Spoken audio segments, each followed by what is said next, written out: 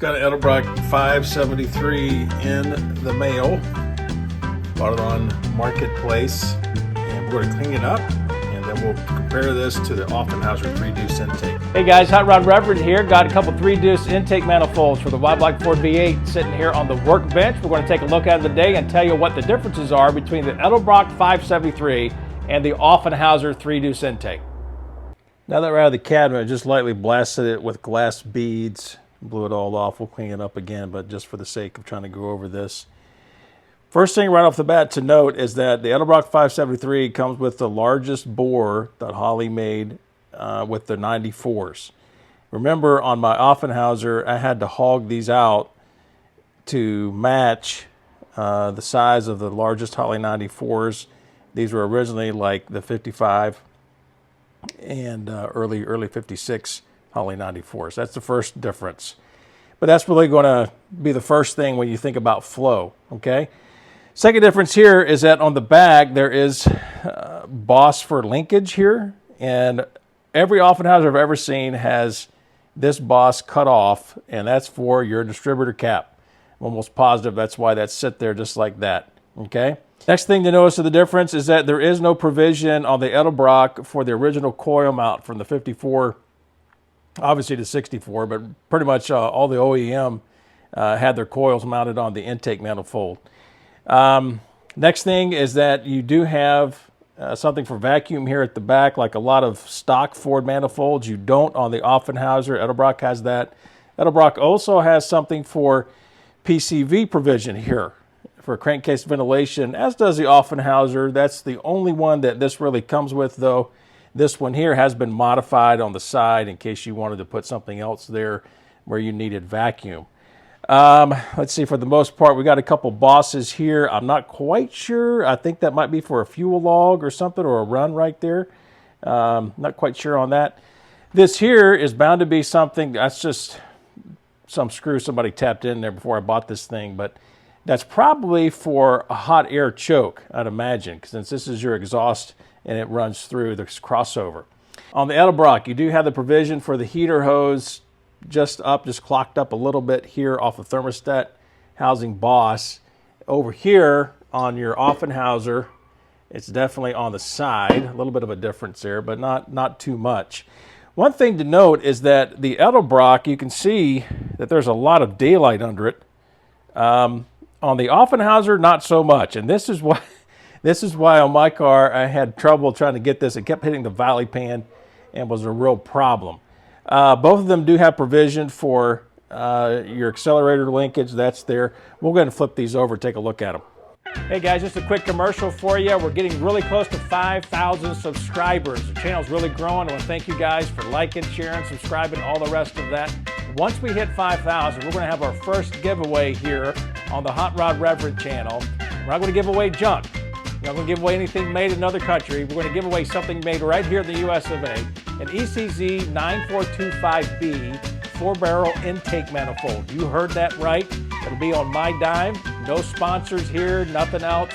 Just something I'm going to ship out to that winner. So pay attention to the channel. Keep watching the videos as we get closer to 5,000 subscribers, and we'll tell you more about the contest giveaway. One thing I will say on these, you can tell probably right off the bat, the Offenhauser is a little taller, maybe 1/4 to 3/8 of an inch taller than the Edelbrock here on the left. This Edelbrock's in much better shape than the Offenhauser. As you can tell how the Offenhauser has been hogged out quite a bit to try to just get more flow out of it, okay? This is good for high-end RPM. This is really good for low-end torque. So you lose a lot of low-end torque when you hog out stuff like this up to your intake runners.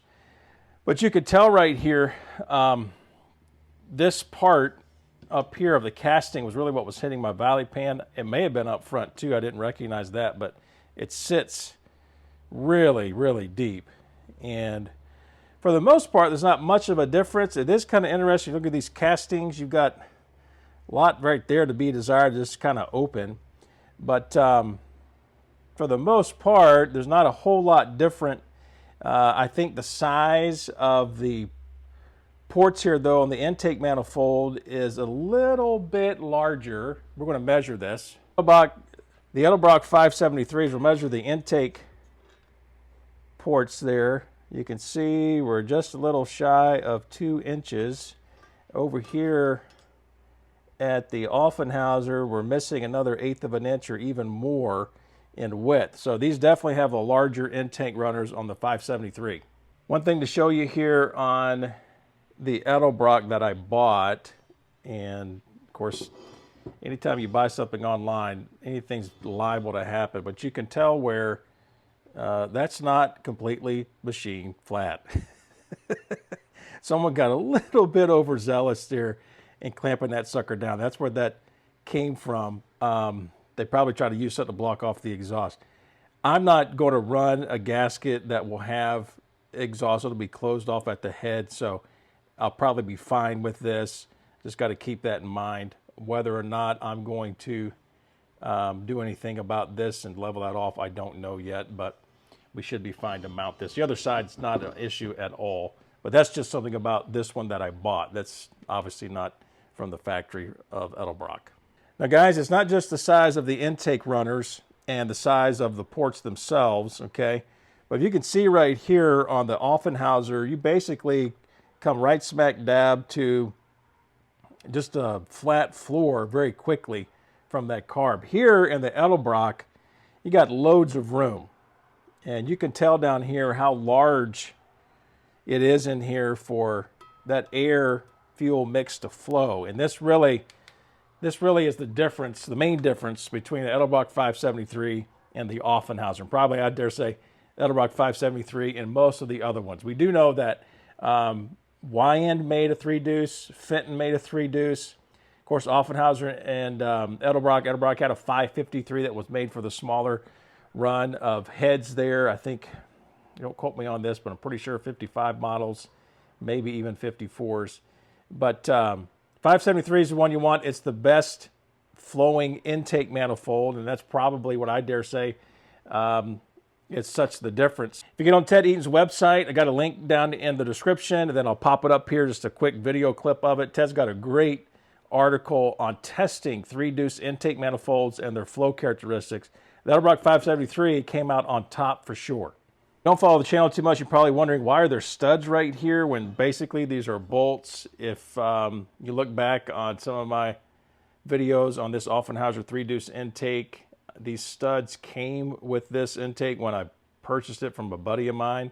I just obviously kept them. That's not something Offenhauser would have done, but because this had so much damage to it, it certainly needed to retain. And I even tapped to put helicoils in all of the stud mounts for the carburetor here. So, but this one could not mount to my engine just because of the way the valley pan sits, and this kept hitting the valley pan. This one has a whole lot more clearance from what I could tell, and I think we're going to be fine in mounting this one. So today we're looking forward to mounting the Edelbrock 573 on the 1955 Ford Fairlane Club Sedan. I've got to get this guy's Holly 4000 tested first though, and get that back to him for that Thunderbird I'm working on. And we'll get to this. I've got a lot of parts over here to get together, but we're going to stay after it here at the Hot Rod Reverend garage. So guys, there it is. A lot of great differences here with the 573 and the Offenhauser intake. There's a big reason why several years ago a lot of guys got excited about Edelbrock even putting in their catalog at some point that they were going to start casting the 573 once again. Of course, that never came about. I don't know if that was because of the bean counters and people just trying to figure out at corporate headquarters that it wasn't going to be that advantageous and to make enough money for them to have the castings. I think a lot of people would have bought them, to be frank, but 573s are very hard to find these days. When you do find them, guys want gobs of money for them. Offenhausers are plentiful. I have no idea to know what the numbers are, but most probably there were a whole lot more Offenhausers cast than there were Edelbrock 573s, especially since Edelbrock had the 553 as well for their earlier Y blocks. But I'm glad I got a 573 here. I am going to install it on the 55 Ford. Now, for those of you that are interested in the Offenhauser, I am going to put this on my website in the store. By the way, if you're interested in anything at all about this 1955 Ford Fairlane Club Sedan that I've owned since I was 16, you want to find out more about it, maybe you own a mid-50s Ford, got a lot of tech on my website, articles, videos, pictures, diagrams, all kinds of things. I've also got a great website store there that you can buy your Hot Rod Reverend gear, You can pick up parts at different times, like this 3-deuce intake manifold. I have that for sale as well. And then, two, there's also some great information about my biography, who I am, and why I'm called the Hot Rod Reverend. I am a preacher of the gospel of Jesus Christ. It's my privilege to run these old Fords, work on Y blocks, and preach the gospel to those who need to know about the Lord Jesus Christ. And I want to encourage you, like, share, and subscribe, and we'll see you guys on the next one.